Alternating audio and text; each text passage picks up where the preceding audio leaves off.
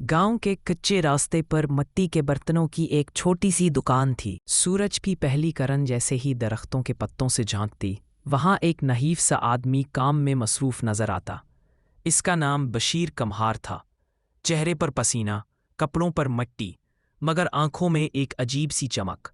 उसके हाथ मुसलसल घूमते हुए चाक पर मिट्टी को शक्ल दे रहे थे, जैसे वो अपने ख्वाबों को हकीकत में ढाल रहा हो। बशीर के पास दौलत नहीं थी, ना कोई बड़ा मकान, ना दुकान, लेकिन उसके पास एक चीज थी जो बहुत कम लोगों के पास होती है: मेहनत पर यकीन।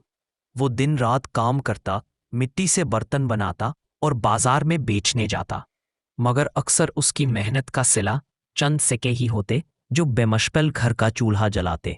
गांवों के लोग इसे अक्सर हंसी में कहते, अरे बशीर, तू कब अमीर होगा, कब तू अपनी किस्मत बदलेगा। वो मुस्करा कर कहता, जब अल्लाह चाहेगा।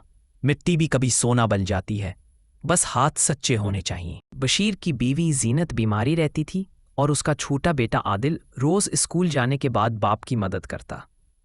कभी मिट्टी गूंथता, कभी बर्तनों को धूप में रखता। आदिल का एक ही ख्वाब था, अब्बू के लिए एक बड़ी दुकान बनाओ जिसमें कोई बारिश उनके बर्तनों को खराब ना करे।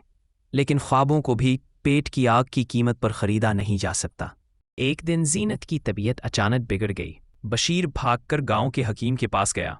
हकीम ने कहा, दवाई लेनी होगी, मगर वो शहर से आती है, कम से कम 300 रुपए लगेंगे। बशीर के हाथ में सिर्फ 40 रुपए थे। वो बेबसी से जमीन पर बैठ गया, आंखों में आंसू आ गए।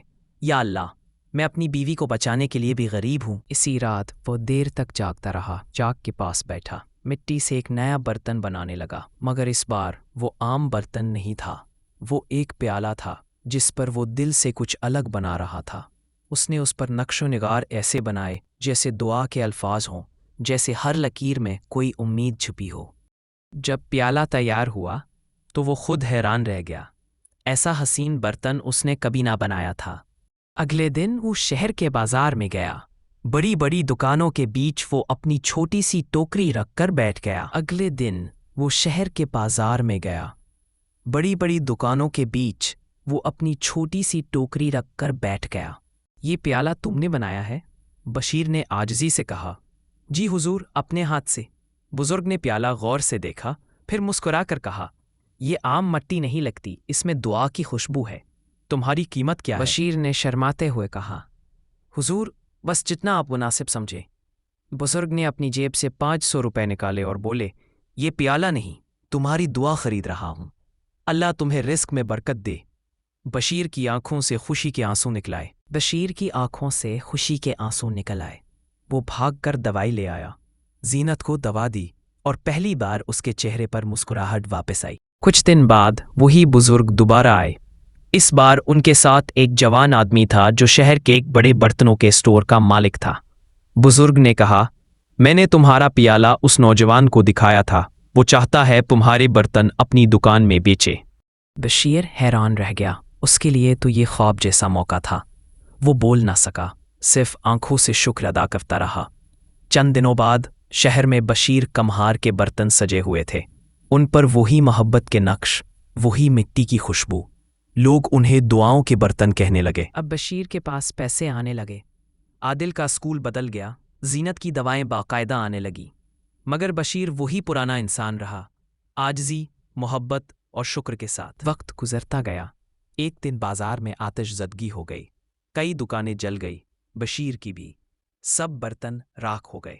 आदिल भागता हुआ आया, अब्बू, सब खत्म हो गया। बशीर ने बेटे के सर पर हाथ रखा। बेटा, बर्तन जल गए हैं, मगर मिट्टी नहीं, हम फिर बनाएंगे। अल्लाह ने हमें हाथ सलामत दिए हैं तो रिज़्क भी देगा। इसी रात वो फिर चौक के पास बैठा, मगर इस बार आंखों में खौफ नहीं, यकीन था। उसने मिट्टी से एक नया बर्तन बनाया और उस पर लिखा, अल्लाह के हर इम्तिहान में एक नया आगाज छुपा होता है। कुछ महीनों बाद वही बुजुर्ग फिर आए। उनके साथ इस बार एक नुमाइश के मुंतजिम थे। बशीर, हम चाहते हैं कि तुम्हारे बर्तन इस साल के दस्तकारी मेले में रखे जाएं। तुम जैसे फनकार बहुत कम हैं। मेले के दिन शहर के बड़े बड़े लोग आए। बशीर कुम्हार का स्टॉल सबसे ज्यादा तवज्जो हासिल कर रहा था। एक नन्ही बच्ची ने उससे कहा, चाचा, ये बर्तन इतने खूबसूरत क्यों हैं?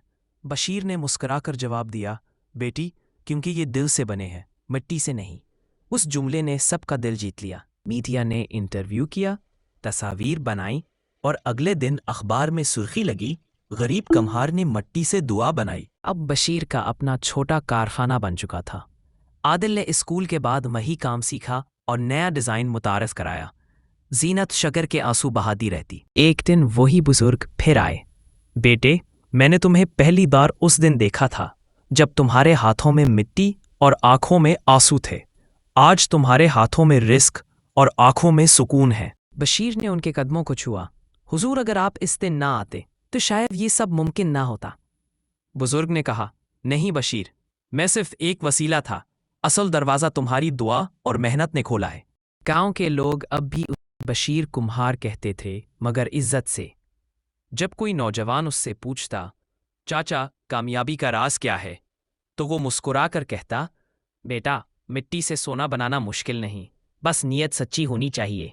हर मिट्टी में बरकत है अगर हाथों में दुआ हो। रात को जब वो चाक के पास बैठता तो आसमान की तरफ देखकर आहिस्ता से कहता, या अल्लाह, तूने गरीब को इज्जत दी। मैं तुझसे सिर्फ एक दुआ मांगता हूँ कि मेरे हाथ हमेशा तेरी मखलूक के लिए दुआ बनाते रहें। चाक घूमता रहा, मिट्टी घूमती रही, और इसके साथ बशीर कुम्हार की कहानी भी, जो गरीबी से उठकर एक मिसाल बन गई कि मेहनत, दुआ और यकीन मिलकर किस्मत के चाक को हमेशा सोने में बदल देते हैं।